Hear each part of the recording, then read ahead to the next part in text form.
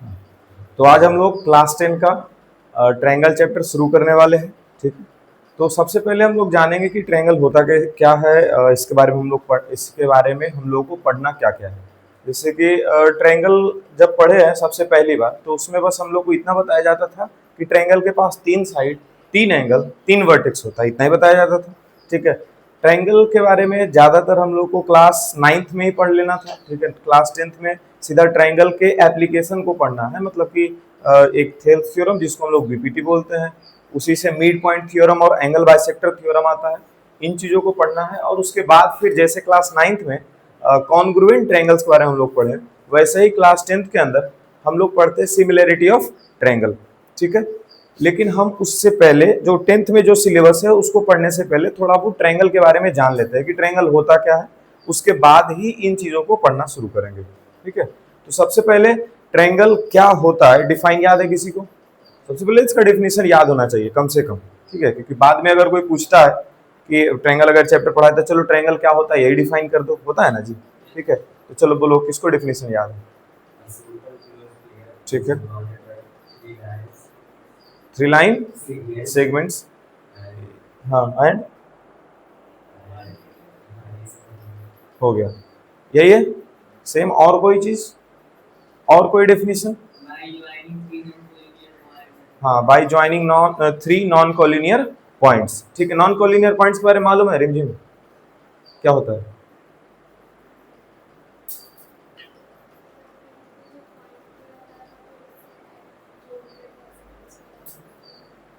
हाँ, non-collinear point कहीं भी 3 पॉइंट अगर आ जाए, ठीक है, इसी चीज को हम लोग नॉन-कोलिनियर पॉइंट बोलते हैं। अब कहीं भी बोल दिए तो बोलेगा नहीं सर हम ऐसे ही ले लेंगे 3 पॉइंट, तो ये तीनों पॉइंट लग रहा है कि एक ही लाइन पे आ गया है। ठीक है, तो ये 3 पॉइंट को हम लोग नॉन कोलिनियर पॉइंट्स नहीं बोलेंगे, इसको कैसा पॉइंट बोलेंगे? Collinear point. तो एक बात याद रखना है कि 3 कोलिनियर पॉइंट्स के मदद से एक स्ट्रेट लाइन बनता है और 3 नॉन कोलिनियर पॉइंट की मदद से एक ट्रायंगल बन जाता है। क्या? हाँ, अब 3 नॉन कोलिनियर और कोलिनियर पॉइंट्स के बारे में बात कर रहे हैं तो 3 यूज करना पड़ेगा ना। स्ट्रेट लाइन तो 2 ही पॉइंट से बन जाएगा, सही बात है, लेकिन 3 कोलिनियर पॉइंट अगर दे दिया जाए तो कैसा फिगर बनेगा सर? तो एक स्ट्रेट लाइन बनेगा, लेकिन 3 नॉन कोलिनियर पॉइंट्स अगर दे दिया जाए तो कैसा फिगर बनेगा? ट्रायंगल। ठीक है, तो ट्रायंगल का डेफिनेशन एक बच्चा हमको कुछ अच्छा सा डेफिनेशन बताया था, ठीक है, क्लास 9th का आर्यन। वो बोलता है कि सर इस बार हम ए सिंपल क्लोज्ड फिगर नहीं बोलेंगे, इस बार हम बोलेंगे ए रेक्टिलिनियर फिगर। कौन सा फिगर बोलेगा? Rectilinear figure. रेक्टिलिनियर फिगर समझते हो क्या होता है? रेक्टिलिनियर नाम कभी सुने हो पहले? मोशन वाला चैप्टर में भी रेक्टिलिनियर सुना होगा, है ना। रेक्टिलिनियर लिखा हुआ मतलब क्या? स्ट्रेट के बारे में, स्ट्रेट पाथ के बारे में बताता है। कौन सा शब्द? रेक्टिलिनियर। ठीक है, तो इसके बारे में बताया गया है कि सर एक rectilinear figure which is bounded by 3 line segments. ठीक है, क्या बोल दिया जाएगा? Rectilinear figure. जैसे ही रेक्टिलिनियर फिगर बोला तो इससे हम लोग को यह समझना है कि यह स्ट्रेट लाइन से बनने वाला फिगर होगा। और कितना लाइन सेगमेंट से बन रहा है जी? तो 3 लाइन सेगमेंट से बन रहा है। इसको भी हम लोग क्या बोलेंगे? ट्रायंगल। अच्छा, ट्रायंगल के पास साइड कितना होता है? 3। वर्टेक्स कितना होता है? 3। एंगल कितना होता है? 3। डायगोनल कितना होता है? डायगोनल 2 होता है। डायगोनल कितना होता है? एक भी नहीं। क्यों नहीं होता डायगोनल? जब भी हम ट्रायंगल पढ़ाते हैं तो इसके बारे में थोड़ा सा बात तो करते ही है, डायगोनल के बारे में। इसका डायगोनल के बारे में क्यों नहीं होता? डायगोनल नहीं होता है। ठीक है, हाँ, डायगोनल का जब भी बात आता है ना कि डायगोनल ड्रॉ कैसे करते हैं हम लोग, तो डायगोनल ड्रॉ करते हैं हम लोग किसके मदद से? अपोजिट वर्टेक्स को ज्वाइन करने से, है ना। अपोजिट वर्टेक्स के मदद से ना डायगोनल ड्रॉ होता है। ठीक है, तो जब तक हमारे पास 2 अपोजिट वर्टेक्स नहीं है तब तक हम डायगोनल ड्रॉ नहीं कर सकते किसी भी फिगर का। ठीक है, तो अगर ये ट्रायंगल ही अपने पास है, यहाँ पे ये ट्रायंगल है ना जी, ठीक है, क्या यहाँ पर एक वर्टेक्स, यहाँ पर एक वर्टेक्स और यहाँ पे एक वर्टेक्स है? ए वर्टेक्स से बी के पास आए और ए वर्टेक्स से तुरंत किसके पास पहुंच गए? सी के पास। ठीक है, कोई ऐसा एक और वर्टेक्स है जिसके पास जाने के लिए किसी पहले वर्टेक्स से गुजरना पड़ता होगा? नहीं, जैसे कि ए वर्टेक्स के पास से अगर हम निकले इधर रास्ते से तो बी मिल गया, और इधर निकले तो क्या मिल गया, सी, एकदम बगल में ही मिल गया। इसलिए ए वर्टेक्स का एडजेसेंट वर्टेक्स कौन है, बी और सी। बोलो, ए वर्टेक्स का एडजेसेंट वर्टेक्स कौन है, बी और सी। ठीक है, तो ए का अपोजिट कोई है, नहीं है। और अगर ए का अपोजिट नहीं है तो उन दोनों के बीच में कोई लाइन ज्वाइन हम नहीं कर पा रहे हैं, इस वजह से यहाँ डायगोनल नहीं बन पा रहा। ठीक है, अच्छा उसी तरह से बी का अपोजिट वर्टेक्स होगा, बी के बगल में ही सी पॉइंट है और बी के बगल में ही ए पॉइंट है, तो यहां से भी अपोजिट वर्टेक्स नहीं मिल रहा है तो डायगोनल ज्वाइन नहीं हो पाएगा। सी के पास से भी वही बात है, इसीलिए इसके पास डायगोनल नहीं होता। क्लियर है? चलिए अब हम लोग बात करते हैं मीडियंस, एल्टीट्यूड, ऑर्थो, ये जिसके बारे में ऑर्थो सेंटर और सेंट्रोइड थोड़ा बहुत पढ़ा हुआ। तो इस चैप्टर में ऑर्थो सेंटर और सेंट्रोइड तो एक भी जगह लिखा हुआ नहीं मिलेगा, लेकिन मीडियन और एल्टीट्यूड मिलेगा लिखा हुआ। ठीक है, और एंगल बाइसेक्टर भी मिलेगा। ठीक है, 9th क्लास में पढ़े है ना ट्रायंगल वाला चैप्टर में मीडियन, तो तीनों मीडियन जिस पॉइंट पे इंटरसेक्ट करता है उसको क्या बोलते थे, सेंट्रोइड, है ना। और एल्टीट्यूड्स, तो एक ट्रायंगल के अंदर 3 एल्टीट्यूड होगा, तीनों एल्टीट्यूड जिस पॉइंट पे इंटरसेक्ट करता था उसको क्या बोलते हैं, ऑर्थो सेंटर। ठीक है, उसी तरह से अगर एंगल बाइसेक्टर, एक ट्रायंगल में 3 एंगल होता है तो तीनों एंगल का अपना अपना बाइसेक्टर होगा, तो एंगल बाइसेक्टर जिस पॉइंट पे मिलता है उसको क्या बोलते हैं, इन सेंटर। साइड बाइसेक्टर को ना सर्कम सेंटर में मिला बनाते हो, तो इसमें क्लियर आया है? कौन? हाँ हाँ, तेरा चमक रहा होगा उससे कुछ। तो पढ़ लेते हैं एल्टीट्यूड, मीडियन के बारे में।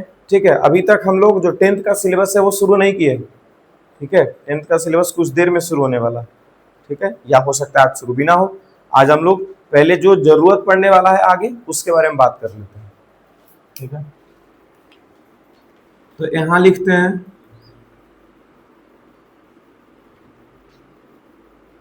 एल्टीट्यूड के बारे में।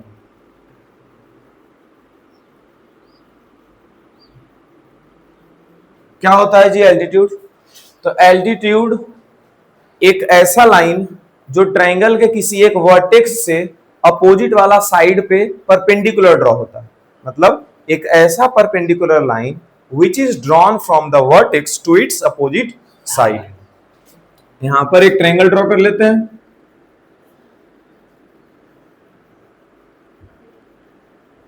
ए, बी और सी, एक परपेंडिकुलर लाइन ड्रॉ करना है, कहां से, वर्टेक्स से कहां तक, अपोजिट साइड तक। ये वर्टेक्स है, इसका अपोजिट साइड, इसके बीच में परपेंडिकुलर लाइन ड्रॉ कर दी यहां। ठीक है, इसका नाम दे दिए मानो L, तो BL क्या हो गया, एल्टीट्यूड हो गया। BL क्या हो गया, एल्टीट्यूड हो गया।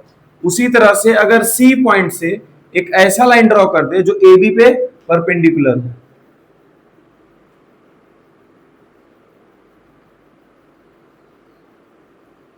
तो CM जो लाइन हुआ, CM जो लाइन हुआ वो परपेंडिकुलर लाइन है किसके ऊपर, AB के ऊपर, और कहां से ड्रॉ हुआ था, वर्टेक्स से ड्रॉ हुआ था, इसीलिए CM क्या हो गया अपना, एल्टीट्यूड।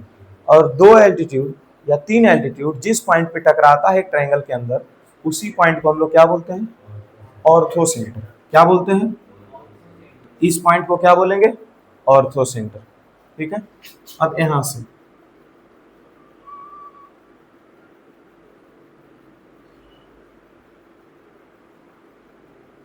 ये AM क्या है, परपेंडिकुलर, और इसी पॉइंट से देखो गुजर करके आएगा, कहीं और से नहीं आ जाएगा ये।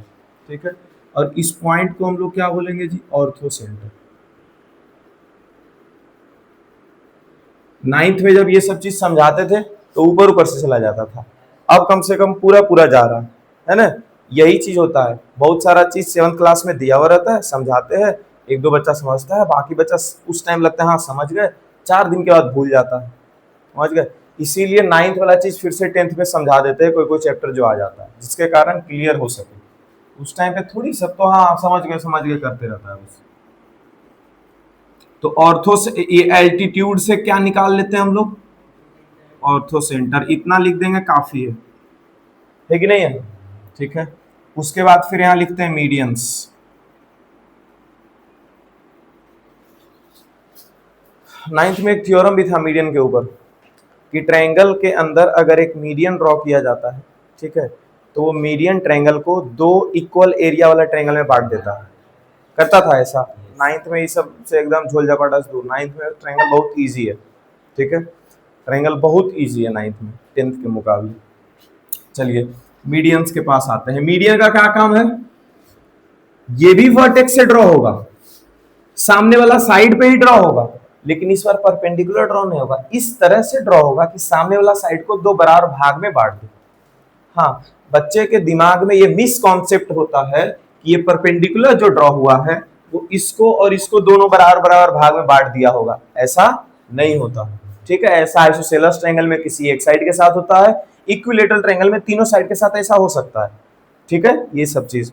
लेकिन अगर स्केलेन ट्रायंगल है या नॉर्मली हम एक बस ट्रायंगल बोले, ठीक है, तो उस टाइम में हम लोग स्पेशल केस लेकर के नहीं चलते। ठीक है, अब यहां लिखते हैं ए बी सी। मीडियन के बारे में बात करते हैं। The median is a line which is drawn from any vertex to its opposite side and bisect its opposite side. फिर से, median is a line drawn from any vertex of a triangle to its opposite side and bisect the opposite side. Median इसी को बोलते हैं। Clear है? मतलब median एक ऐसा लाइन जो एक वर्टेक्स से ड्रॉ होता है। मीडियन एक ऐसा लाइन है जो वर्टेक्स से ड्रॉ होता है। किधर ड्रॉ होता है? तो अपोजिट साइड पे ड्रॉ होता है। ठीक है, और अपोजिट साइड को क्या करता है जी? दो बराबर भाग में बांट देता है। मतलब ये और ये दोनों क्या हो गया? बराबर। ठीक है, तो यहाँ डी लिख दिए। इसको एक और तरह से डिफाइन किया जाता है।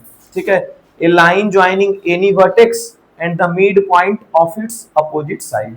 मतलब अपोजिट साइड का एक मिड पॉइंट खोजो, इस अपोजिट साइड का मिड पॉइंट मतलब एकदम बीचों बीच वाला कोई पॉइंट खोजो। ठीक है, और इसका वर्टेक्स से ज्वाइन कर दो। ठीक है, इसको ऐसे क्या कर दो? वर्टेक्स से ज्वाइन कर दो। ठीक है, तो इस चीज को भी क्या बोलते हैं हम लोग? मीडियन ही बोलते हैं। ठीक है, डिफाइन अपने हिसाब से हम लोग कर सकते हैं, समझ लिए तो। क्या इसका डेफिनेशन? एक तो डेफिनेशन कर रहे थे line joining A vertex and opposite side and bisect the opposite side. इस लाइन को हम लोग क्या बोलेंगे? मीडियन, एडी को। और एक चीज क्या है? Line joining any vertex and the mid point of its opposite side. एक वर्टेक्स और इसका अपोजिट साइड का मिड पॉइंट के बीच में जो लाइन ज्वाइन होगा उसको भी क्या बोलेंगे हम लोग? मीडियन बोलेंगे। मीडियन का काम क्या है? तो मीडियन का काम है सामने वाला साइड को दो बराबर भाग में बांट देना। ये बीडी और डीसी दोनों क्या हो गया है? बराबर बराबर। याद रखना इस चीज को। ठीक है, अब यहां से इधर भी ड्रॉ कर सकते हैं। ठीक है, तो ये क्या हो गया? एफ, और ये भी दोनों आपस में बराबर बराबर भाग में बढ़ चुका है। ठीक है, तो यहाँ ए डी, बीई और सी एफ ये सब क्या है? मीडियन है। और ये जो पॉइंट है, इस पॉइंट को हम लोग क्या बोलते हैं? इस पॉइंट को बोलते हैं सेंट्रोइड। सेंट्रोइड को अक्सर जी से रिप्रेजेंट किया जाता है।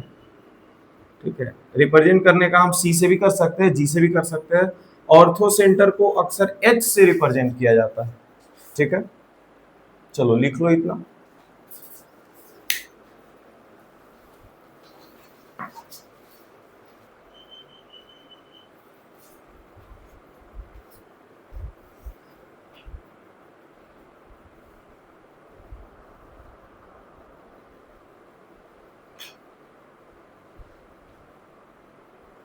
वो जो साइन दिया वो दे दो।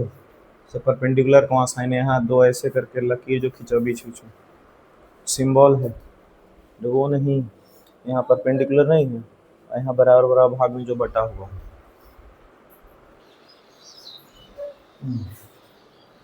अब आगे का दो पार्ट है, एंगल बाइसेक्टर और साइड बाइसेक्टर। ठीक है, यहाँ एंगल बाइसेक्टर पे आते हैं। ये फिगर गलत है, यहाँ आते हैं एंगल बाइसेक्टर पे। एंगल बाइसेक्टर इसको बोलते हैं। बाइसेक्टर मतलब दो बराबर भाग में बांटना। ठीक है, और एंगल के इसके पहले एंगल लगाओ, मतलब कि एंगल को दो बराबर भाग में बांटने वाले को क्या बोलेंगे? Angle bisector. यहाँ देखो एक एन लाइन ड्रॉ किया गया। ठीक है, जो इस एंगल को दो बराबर भागे बांट रहा है। देखो यहाँ पर एक बार ऐसे लगाए हैं, इधर भी एक बार ऐसे लगा दिए, है ना। यहाँ पर यहाँ पर भी दो बराबर भाग में बांटा जा रहा है, यहाँ पर भी क्या कर रहा है, दो बराबर भाग में बांटा जा रहा है एंगल सी को। कौन बांटने वाला है भाई, एन। जैसे कि दो बराबर भाग में बांटने का मतलब हुआ कि अगर यहाँ पर टोटल मान लो 70 डिग्री का एंगल है, कितना डिग्री का एंगल है, 70 डिग्री का। तो यहाँ से एक ऐसा लाइन खींचो जो इधर का एंगल को भी 35 और इधर का भी एंगल को क्या कर दे 35। या अगर ये 74 डिग्री है तो इधर का एंगल भी 37 डिग्री और इधर का भी एंगल 37 डिग्री। वो कौन सा लाइन है जो कर सकता है, उसी लाइन को हम लोग एंगल बाइसेक्टर बोलेंगे। ठीक है, तो angle bisector is a line which divides the angle into two equal parts. हो गया। तो यहाँ पर एंगल बाइसेक्टर हम लोग पढ़ रहे हैं, और एंगल बाइसेक्टर जहां पे टकराया है तीनों, उस पॉइंट को हम लोग क्या बोलेंगे, इन सेंटर। उस पॉइंट को क्या बोलेंगे, इन सेंटर बोलेंगे। ठीक है, ये सब हम लोग को पढ़ना नहीं है, फिर भी बार बार बोल रहे हैं, पढ़ा रहे हैं ऐसे ही। ठीक है, हम लोग को बस इतना याद रखना, एंगल बाइसेक्टर चीज क्या होता है, मीडियन क्या चीज होता है, एल्टीट्यूड क्या होता है, बस। साइड बाइसेक्टर का तो काम भी नहीं आएगा। ठीक है, एक जगह पे आएगा, आएगा एक जगह पे, यहां नहीं, सर्कल में। ठीक है, यहां नहीं आएगा। तो एंगल बाइसेक्टर क्या है, अब कौन कौन है यहाँ पे एंगल बाइसेक्टर, तो एन है, और कौन है, बीएल है, और सीएम है। ठीक है, ये जो पॉइंट है, इस पॉइंट को हम लोग आई बोलेंगे। क्या बोलेंगे इस पॉइंट को, आई, जहां पर एंगल बाइसेक्टर इंटरसेक्ट हो रहा है। ठीक है, और इसी चीज को हम लोग क्या बोलते हैं, incentre. Incentre is the intersection point या फिर concurrent point for all the three angle bisectors. Concurrent point समझते हो, कॉन्करेंट पॉइंट किसको बोलते हैं, वैसा पॉइंट जहां पर तीन लाइन इंटरसेक्ट हो रहा हो, है ना। तीन लाइन के पास जब एक ही कॉमन पॉइंट हो, ठीक है, तो उस कॉमन पॉइंट को हम लोग कॉन्करेंट पॉइंट बोलते हैं। ठीक है, जैसे इंटरसेक्शन पॉइंट बोलते हैं ना जी, ऐसे ऐसे टकराता है तो इसको क्या बोलते हैं, इंटरसेक्शन पॉइंट। बस इसी पे एक लाइन और आके टकरा गया तो तीन लाइन के लिए इसको इंटरसेक्शन पॉइंट नहीं बोलते, इसको कौन सा पॉइंट बोलते हैं, कॉन्करेंट पॉइंट बोलते हैं। बोलने का इंटरसेक्शन ही बोल सकते हैं, लेकिन थोड़ा स्टैंडर्ड अपने आप को करो तो इसको क्या बोलेंगे, कॉन्करेंट पॉइंट। ठीक है, अब इन सेंटर का डिफाइन, ये इन सेंटर बोलते हैं। एंगल बाइसेक्टर का डिफाइन लिख देते हैं, क्या होगा डिफाइन, सोचो मन में, ए line which divides the angle of a triangle into two equal halves, नहीं तो पार्ट्स। ठीक है, इसके बाद कौन आ गया जी, साइड बाइसेक्टर। अच्छा, इसमें इन सेंटर बोल रहे हैं, सेंटर बोल रहे हैं मतलब यहाँ सर्कल भी ड्रॉ होता होगा, है ना। इन बोल रहे हैं तो सर्कल कहाँ ड्रॉ होता है, अंदर। ठीक है, इसी के अंदर एक सर्कल ड्रॉ होगा, देखो इसको हम यहां बना देते हैं, उसका रेडियस क्या होगा वो भी देख लो। यहां से टकराया, ठीक है, एक सेकंड, यहां जो ये पॉइंट है इसको यहां ड्रॉ करते हैं,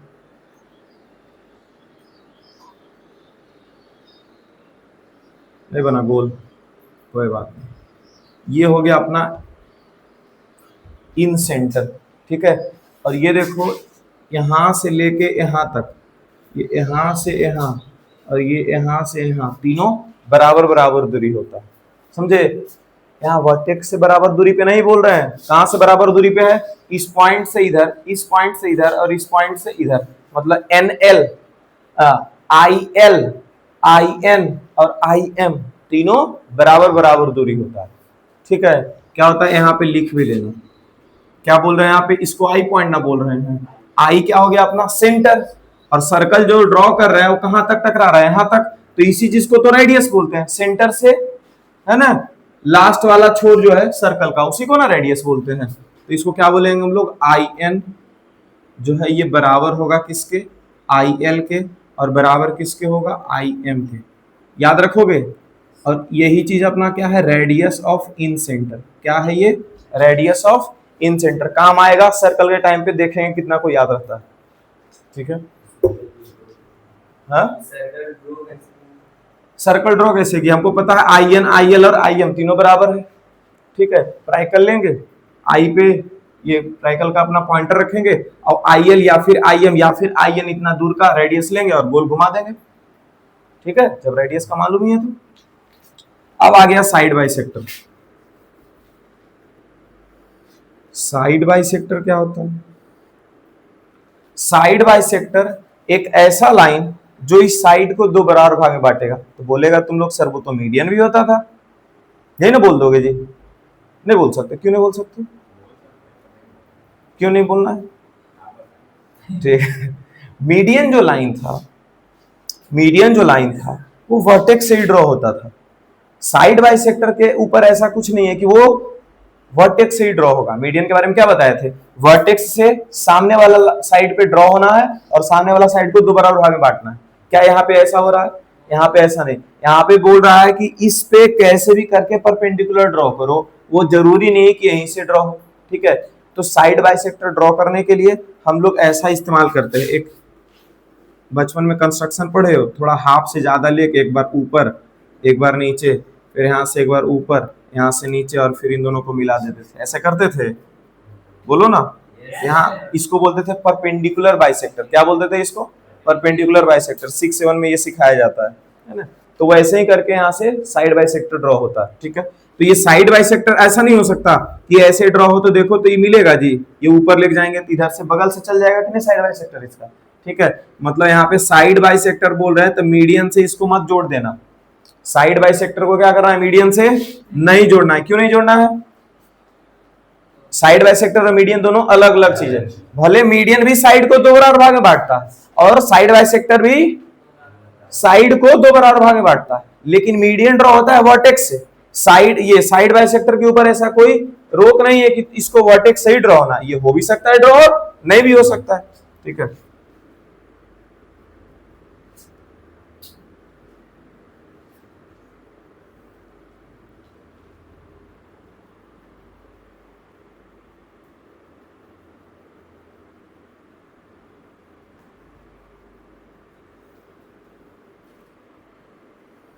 देखो इसको सेंटर तक नहीं टकराए हैं जाकर के, है ना। ये क्या हो गया? इसके बराबर, ये इसके बराबर, सॉरी सेंटर बोल दिए, इसको वर्टेक्स तक नहीं टकराए हैं। ये जो पॉइंट अपना है, इस पॉइंट को हम लोग बोलेंगे क्या? सरकम सेंटर। क्या बोलेंगे?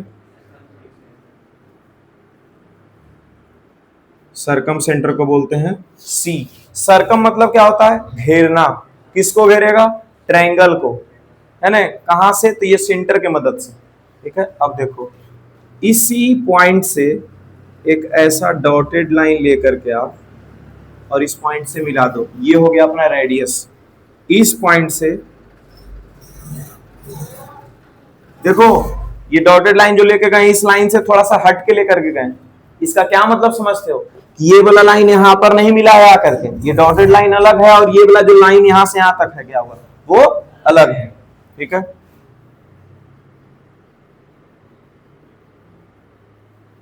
ठीक है, ये सी से लेके ए बी, अच्छा ये तो सी पहले से सरकम सेंटर वहां पे, ट्रायंगल का नाम चेंज कर देते हैं, पी क्यू आर।